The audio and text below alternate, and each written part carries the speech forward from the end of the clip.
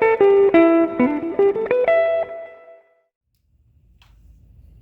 everybody, welcome back to Thieves Notebook Review. I'm your host, Joe Michael. What we're going to be doing today is a part 2 to the Gaming with the Lenovo IdeaPad Gaming 3i video. So in the first Gaming With video, what we were doing was just shooting for whatever kind of smooth gaming experience we could possibly get. But for this video, what we're going to be doing is aiming for 165 hertz all the time, no matter what. And no matter what we have to sacrifice as far as details are concerned in that regard. So, how we're going to be doing this is we're hooking it up to my external Acer monitor, the, model number's right there, KG241Q. It's a 165 hertz monitor, of course, and it does a pretty darn good job just through HDMI. So, we're going to go ahead and start with our control test. This is Geometry Wars, which I still do pick up from time to time. This is a part of the game where a whole bunch of crap just kind of gets thrown at you. So this will be a good control test to see if we can hit the 165 hertz mark, period, if it's even frickin' possible. And as you can see in the top left-hand corner of the computer screen, it most certainly is, even with all of this garbage going on the screen at once. We're still getting a consistent, perfect 165 hertz. I don't think we're going to be getting a gameplay experience like this with any of the other games that we're testing today. I hope we can. I hope we will, but it's highly unlikely. But we're going to go ahead and move on to the next game. We're going to set the details hopefully not as low as they can possibly go in order to get 165 hertz, but we're going to see just what we have to do to get that magic number. Okay? So, without further ado, whatever. This is going to be our first real test in Rocket League. We're going to see if Rocket League can run at the full 165, and at the beginning of this game, yeah. Sure, it's dropping when people are loading in, but that's just a fault of the graphics API. Naturally, the frame rate is going to drop whenever people leave or enter a match. It's just the way things work. There's nothing we can do about that no matter what system we're on. If there is a system that we can do something about that with, go ahead and let me know in the comments below, because I sure would love to see it. So, Rocket League. This is full detail, by the way. Absolutely maximum detail. I did turn the FX anti-aliasing down to low, so I guess I cheated maybe a little bit, but come on. Full details otherwise, and I just whiffed that. Yes! This test is going great. Let's go ahead and move on to the next game. Okay guys, we are back now in Supraland. We're gonna see what kind of details we have to reduce ourselves to in order to reach 165 frames per second. So I have to get Bugs over to there to eat that cardboard shell over that. It's like the sarcophagus they put over the Chernobyl reactor. Oh, let's not be that dark, shall we, Joel? Now this is a very smooth experience right here, right now. I think that has something to do with the fact that we are on 16 gigs of RAM instead of 8 gigs of memory.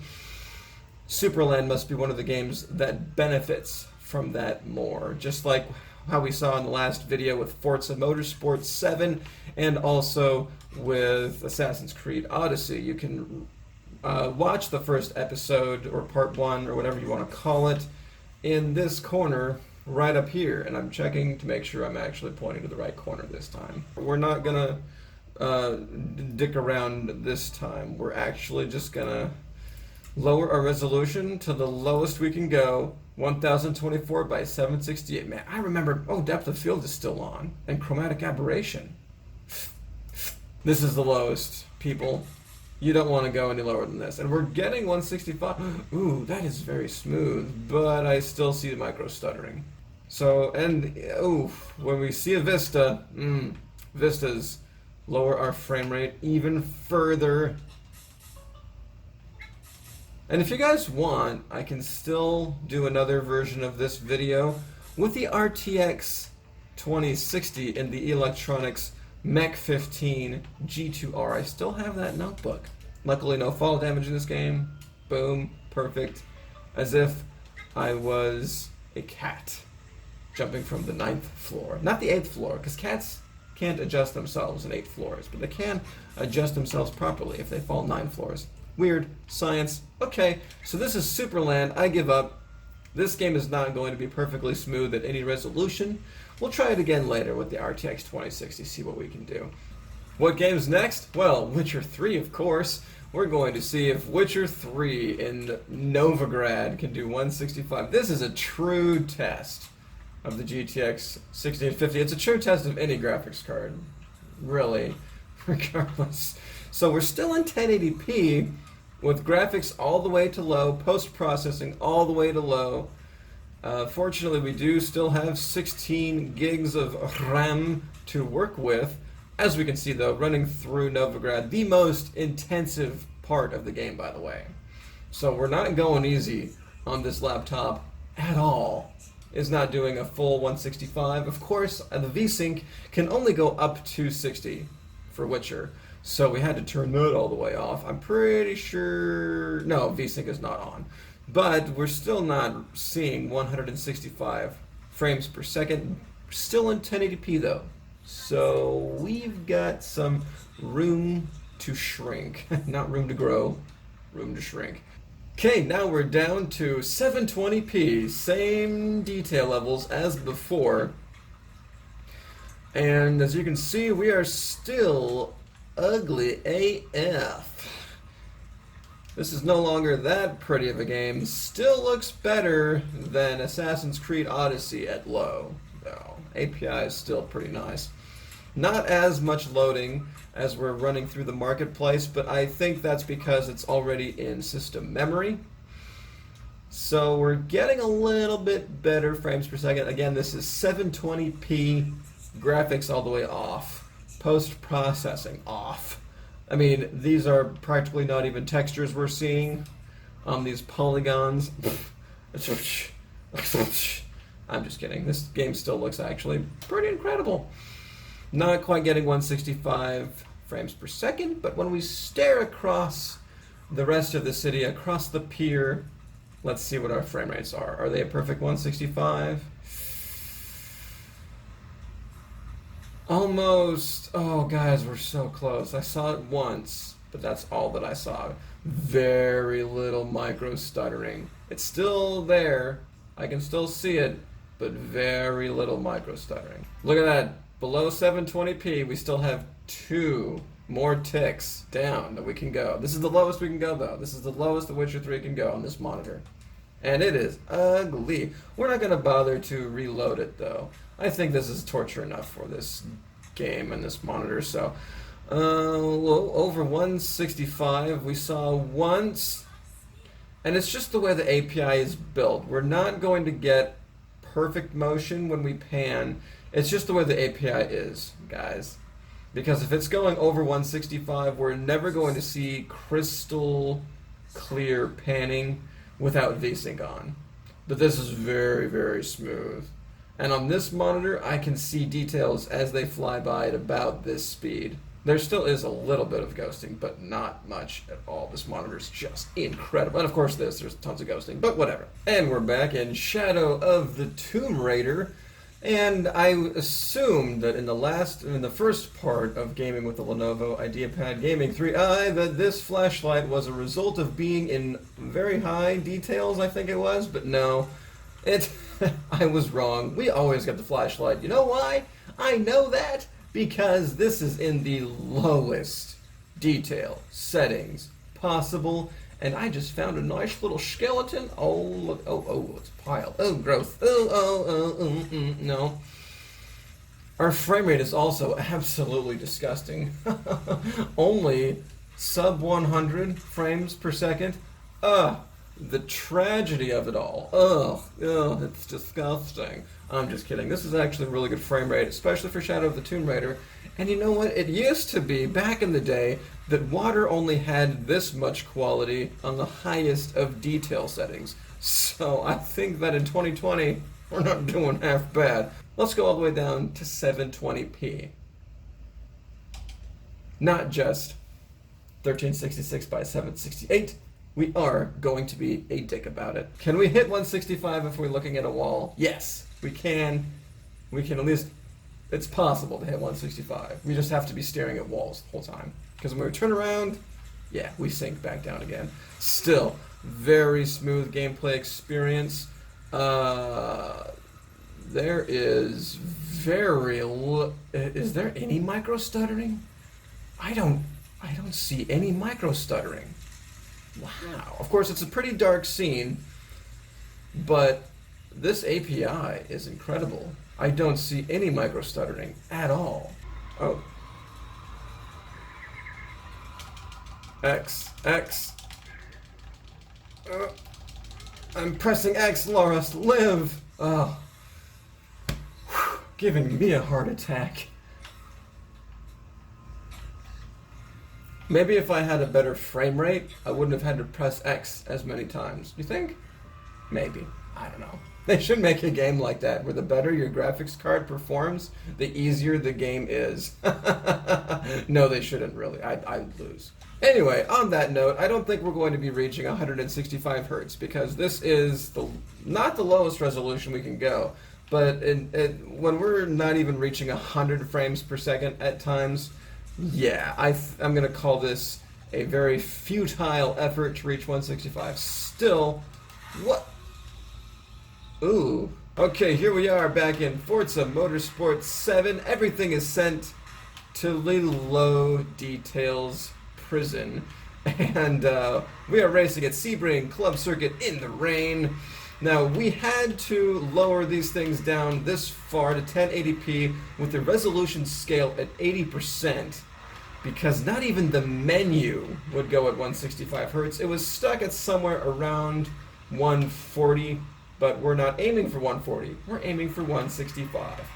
But here we are at 1080p, resolution scale 80%, so it's not exactly 1080p, with most of our details to low, in the rain at Sebring Club, and we're getting a super smooth frame rate. It does dip every once in a while because it has to load textures and things. It's just the API of the game, and when we're not dipping, it is ultra smooth. I am digging this. This is a great experience, except for the fact that it looks like crap. So, yeah.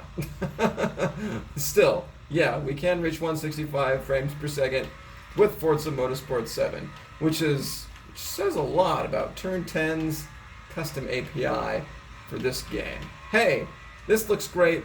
Let's move on to another game. We are so back in Grand Theft Auto 5 right now, it's ridiculous. And we're still starting our test off in the most intensive graphically part of the game.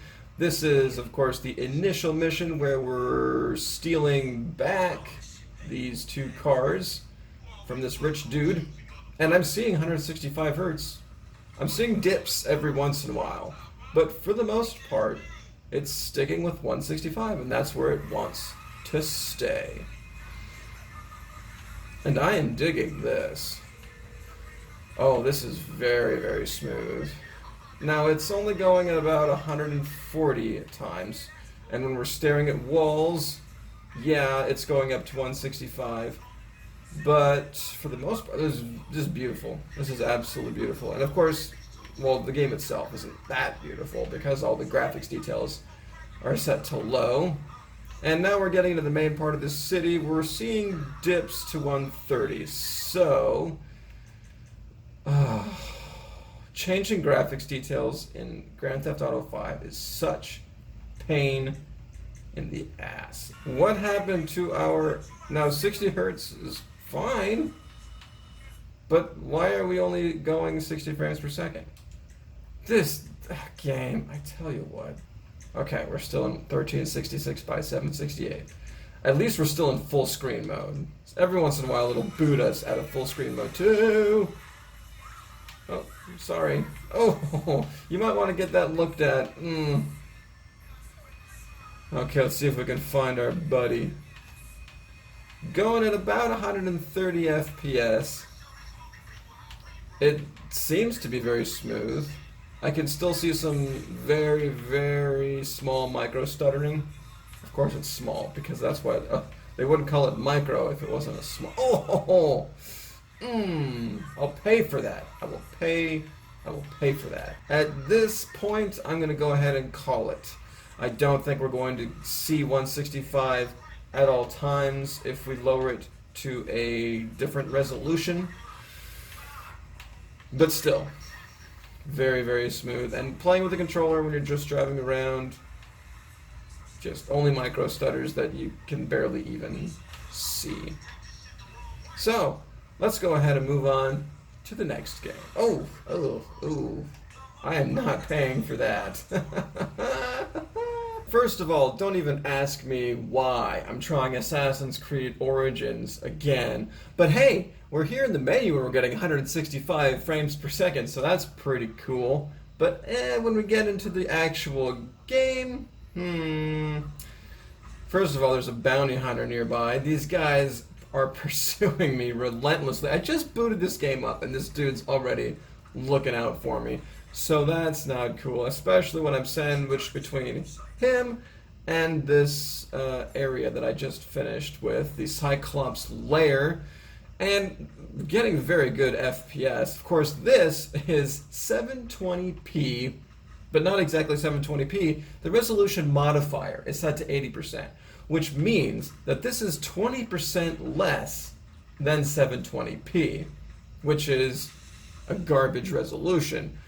And this dude just won't give up on me. What the heck, dude? Go away! Hey, when we look out into the ocean, still not even 120 when we're looking out into the vast open nothingness.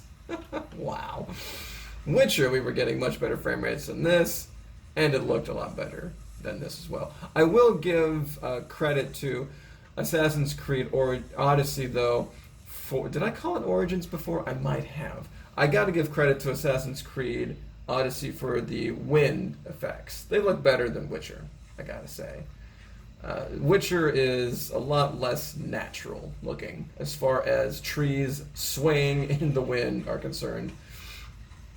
I would say rustling in the wind, but in Witcher 3 they are definitely swaying. But oh no, we're not done yet. We're going to take that resolution modifier and we're going to lower it to as low as it can go, which I guess is 50%. Let's see if this is going to get us at maybe up to 140 while we're playing the game. Wow. That is ugly. It looks like I'm playing this game without my glasses on. In fact, I take my glasses off and it's not really all that much worse. And we're still not getting over 100 frames per second just wandering around. Still, it's very smooth. The panning is very smooth. There still are micro stutters when we pan, so that's a little disappointing, but you know, with an API that looks this bad, when Witcher 3 can look so much better than this, when it's at low details, mind you. Yeah. AC Odyssey, not impressed with the API, very impressed with the overall gameplay though. It's a very fun game to play, I'll give it that much. And it can run smoothly and look good and be 60 frames per second on the GTX 1650. It just can't reach 165. Oh well, let's move on to the next game. We're just going to close the video out with a little bit of Overwatch. We're not going to play Diablo 3 for this time because I don't feel like having my heart broken. I know Diablo 3 is a really, not a poorly written API because it still gets smooth. It just doesn't get all that smooth. Not like video file smooth. So we're just going to play some Overwatch here, see if we can get to that magical 165 frames per second number, and I think we're being pretty successful. This is in 1080p at all low details. The low details preset, I didn't really do anything advanced or super extraordinary when it came to hand-picking my details. No, just set it to low, 1080p at 165 hertz, and yeah. This is super smooth. Let's go ahead and see if we can kick some more ass at 165 frames per second. My refresh rate is so high, why are we losing? I don't get it. But, you know what? Stuff happens. So I am Mercy, of course, as I always am, and when the magic missiles are flying, we are still doing great. At 165 frames per second, this definitely gets the video file pass. Hey, let's try it in medium details. And that's all I did, is I just changed the preset to medium, and we are still getting super smooth frames per second. Of course, like we did see in the first video of this sort that I did for this notebook, we were also getting awesome frame rates in just high details, not just high, but also in high details. We were getting really good frame rates there too, and I just failed to revive a teammate because I jumped into the middle of the enemy team to do it. Yeah, I'm such an awesome Mercy. It's great. Anyway, I gotta say also, the prognosis for the previous game that I was just playing wasn't looking that good for my team. We ended up winning. It was pretty epic. We stopped the payload right at the end and held. And they didn't even, I mean, the payload moved back and they never even got it to move at all because I was awesome. I used my ult and healed the whole team while we were trying to hold that payload, and we successfully held, and it was a beautiful, beautiful thing, man. Anyway, this is not what I would do. What I would do if I was going to play this game normally is I would just leave it on high. That's what I would do. Because Ultra's cool as well, but high is high enough frame rates. That's from the previous video. So if you want to see what high details looks like, just check out the part. I'll probably rename it Part 1, and then this will be Part 2. So, yar. Anyway, this has been testing the Lenovo IdeaPad Gaming 3i. Again, trying to reach 165 Hz and succeeding for a few games like this. But for the most part, it's pretty tough, but still possible. Anyway, thanks for watching. Don't forget to like and subscribe. And you guys... What did I just do? No. I'm gonna die. Have a good night.